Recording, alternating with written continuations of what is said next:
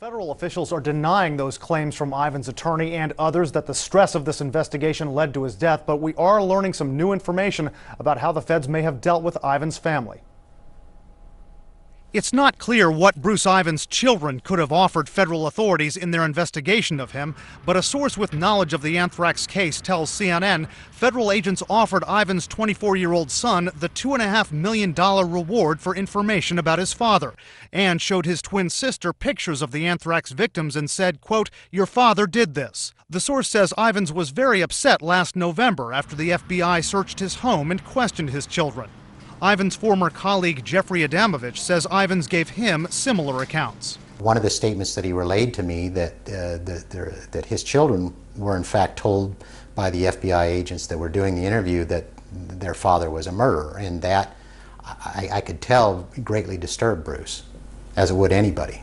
As federal officials presented evidence they believe implicates Ivans in the 2001 Anthrax attacks, which killed 5 people, they also defended their tactics with him. The notion that somehow these people were coerced or abused by the agents or the lawyers is categorically false.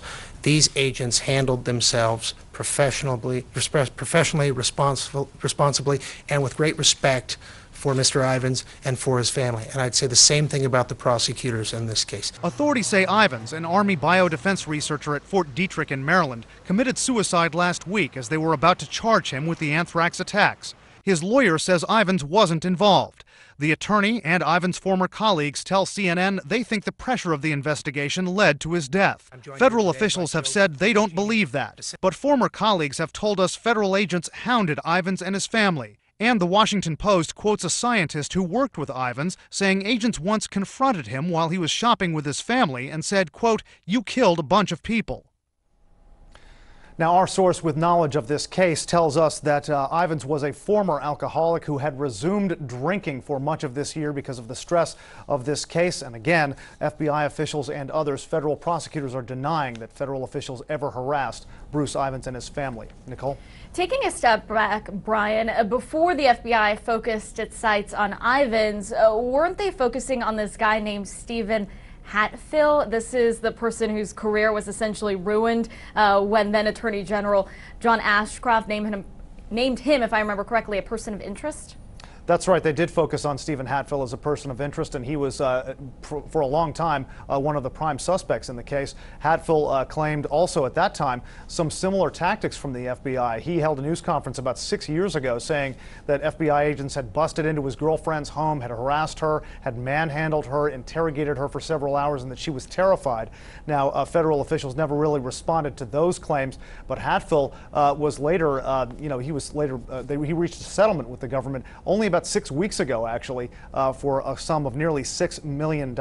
So Hatfill, at least as a person of interest, I don't know if you can technically say he was exonerated, but certainly they turned their sights elsewhere toward Bruce Ivans over the course of at least a year. But similar claims, they were both making claims that the FBI harassed them and their family.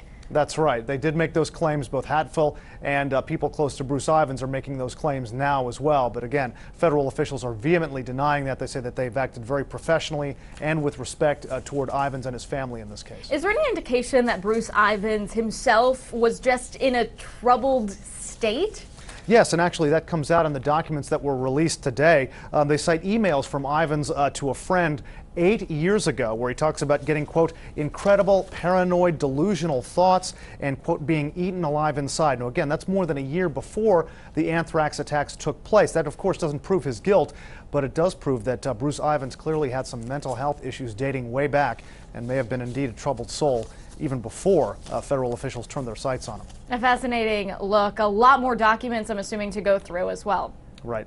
All right, Brian Todd live in Washington. Thanks. Thank you, Nicole.